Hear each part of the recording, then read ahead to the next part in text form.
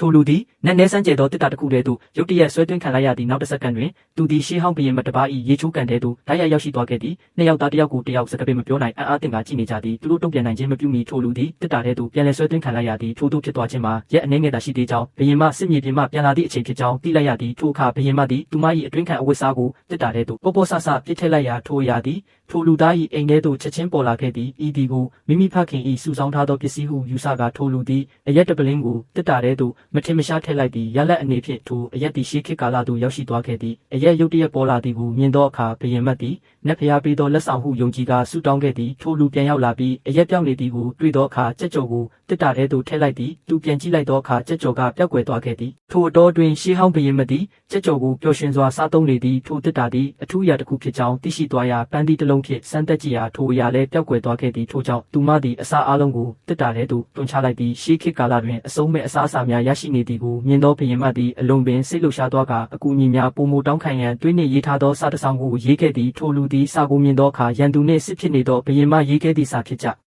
အောင်သိလိုက်ရသည်ထို့ကြောင့်သူသည်ဘရင်မကိုကူညီရန်ဆုံးဖြတ်ခဲ့သည်ရက်အနှဲငယ်ကြာပြီးနောက်ရန်သူတပ်ဖွဲ့များရောက်ရှိလာသည့်အခါဘရင်မသည်ထိုလူပေးပို့ထားသည့်စနိုက်ပရိုင်ဖယ်ကိုထုတ်ယူပြီးခေါင်းဆောင်ကိုတစ်ချက်တည်းပြေး၍တုတ်တင်လိုက်လေသည်